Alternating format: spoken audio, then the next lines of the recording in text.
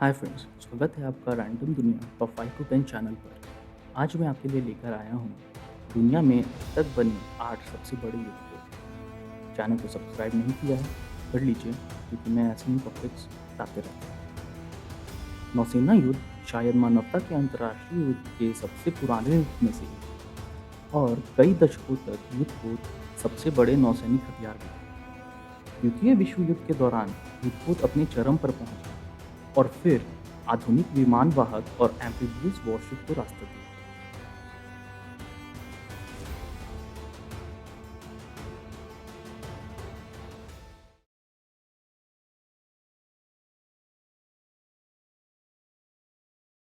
Number 8, Richelieu class. Richelieu class की कुल लंबाई 813 फीट 2 इंच थी और इसकी डिस्प्लेसमेंट वेट 48,180 टन्स थी। ये 30 नॉट्स की स्पीड से चल सकता था और इसकी range 6,950 nautical miles at 16 knots थी। एफएस रिशेल्यू और एफएस जीन बाट दो फ्रांसीसी युद्धपोत थे। दोनों युद्धपोत फ्रांसीसी द्वारा बनाए गए अब तक के सबसे बड़े जहाज थे। फ्रांसीसी ने तानाशाह बेनिटो मुसोलिनी के नेतृत्व में इटली नौसेना का मुकाबला करने के लिए रिशेल्यू क्लास युद्धपोत का निर्माण किया गया था। एफएमएस रिशेल्यू और एफएमएस जीन बाट दोनों द्वितीय विश्व युद्ध में बच गए और 1960 के दशक में उन्हें सेवा मुक्त कर दिया गया। द्वितीय विश्व युद्ध के दौरान एफएमएस रिशेल्यू दोनों एक्सिस और एलाइड पावर्स के नियंत्रण में थे। युद्ध के दौरान एफएस रिशेल्यू क्लास युद्धपोत की टॉर्पीडोज मिसाइल उसके स्टारबोर्ड साइड फंस जाने के बाद एक छेद हो गया जो कि प्रोपेलर और शाफ्ट के बीच में हुआ था। इसके कारण पूरी सिस्टम फेल हो गया था।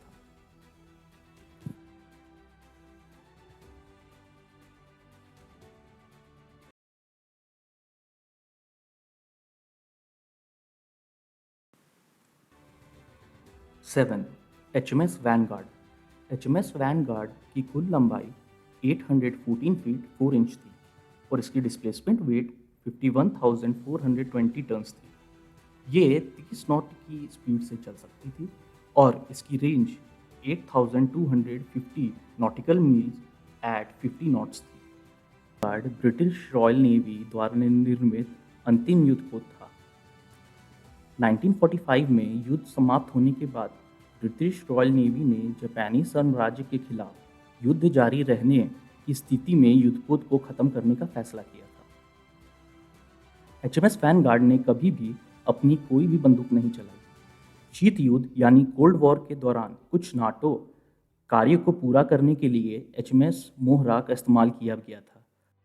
जुलाई 1917 को स्कापा फ्लो में वैनगार्ड में लगी बहुत सारी बंदूकों की मैगजीन फट जाने के बाद वो तुरंत ही डूब गई, जिसमें 845 क्रू में से 843 की मौत हो गई थी।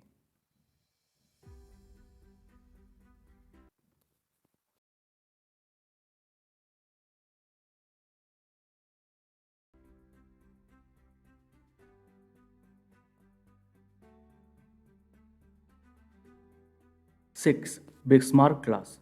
बिस्मार्क क्लास की कुल लंबाई 823 फीट 6 इंच थी और इसकी डिस्प्लेसमेंट वेट 49,500 टन्स थी। ये 30 नॉट्स की स्पीड से चल सकता था और इसकी range 8,523 nautical mile at 90 knots थी। केएमएम बिस्मार्क और केएमएम ट्रिपिज, जो बिस्मार्क क्लास में केवल दो जहाज थे। द्वितीय विश्व युद्ध के दौरान नाजी जर्मनी के दो सबसे बड़े युद्धपोत थे।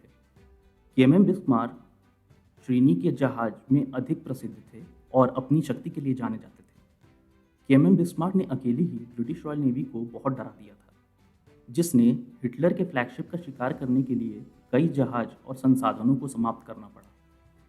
27 मई की सुबह द किंग जॉर्ज 5 और रोडनी बैटलशिप ने अटैक किया। 1 घंटे तक लड़ाई चलने के बाद 3 टॉर्पीडोज ने बिस्मार्क बैटलशिप को हिट किया, जिसमें बिस्मार्क बैटलशिप के 2300 क्रू में से बस 110 क्रू ही बच पाए थे। ये टॉर्पीडोज क्रूजर डॉटर शायर से चलाई गई थी।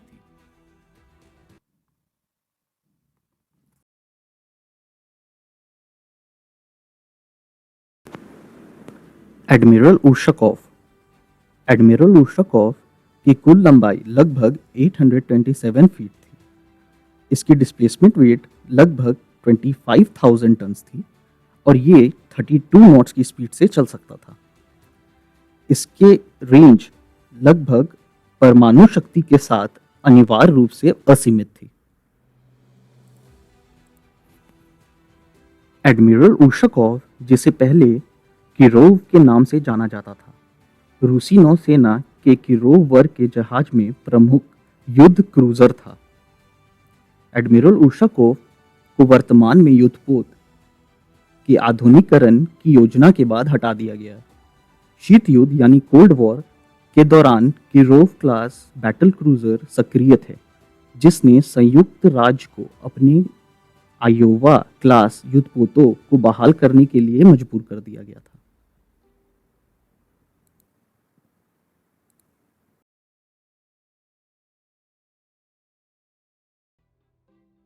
Number 4, USS America. USS America की कुल लंबाई 844 फीट थी। इसकी डिस्प्लेसमेंट वेट लगभग 44,971 टन थी और ये 22 नॉट्स की स्पीड से चल सकता था। इसकी range 8,690 nautical miles at 20 knots थी। यूएसएस अमेरिका सख्त अर्थों में युद्धपोत नहीं था, लेकिन यह संयुक्त राज्य का सबसे बड़ा और आधुनिक उभयचर हमलावर हेलीकॉप्टर वाहक था। यूएसएस अमेरिका अमेरिका क्लास के लिए नियोजित कुल 4 जहाज में से पहला था। यह आधुनिक युद्धपोत 4 जून 2012 को लॉन्च किया गया था और आधिकारिक तौर पर 2014 में कमीशन किया गया था। USS America 2 rolling airframe missile system से भी लैस था। यूएसएस अमेरिका एक ऐसा मात्र एयरक्राफ्ट कैरियर है जिसे ईस्ट कोस्ट के तरफ ले जाकर अमेरिकन नेवी द्वारा ही डुबा दिया गया था 19 अप्रैल 2005 को।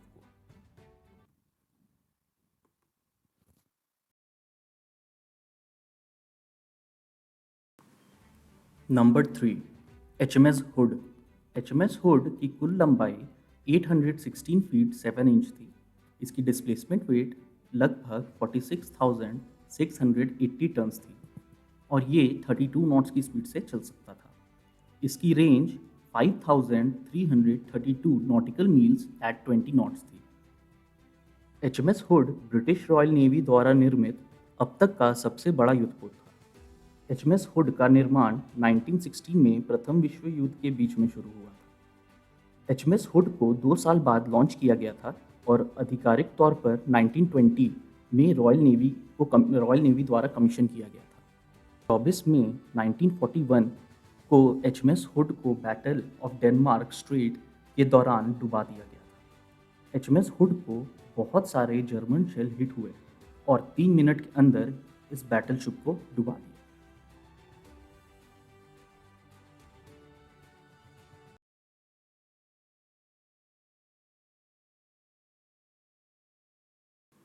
Number 2, Yamato class.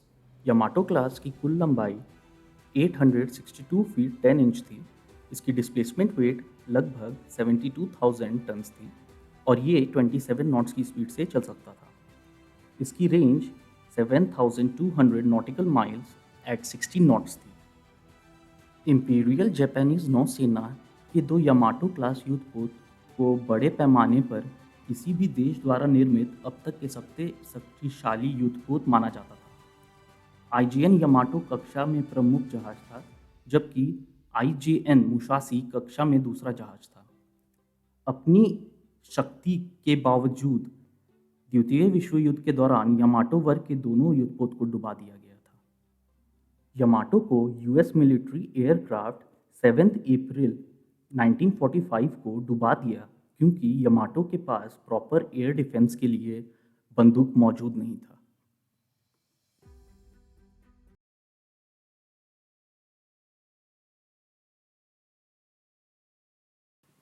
Number 1, Iowa class. Iowa class की कुल लंबाई 887 फीट 3 इंच थी।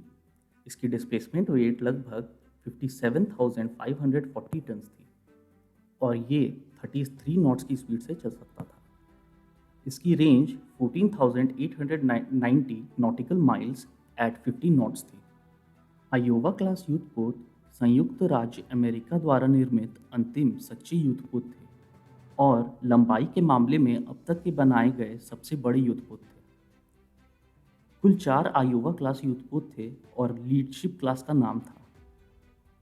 यूएसएस आयोवा आयोवा क्लास युद्धपोत द्वितीय विश्व युद्ध के लिए बनाए गए थे और 1990 के दशक तक उपयोग में भी थे।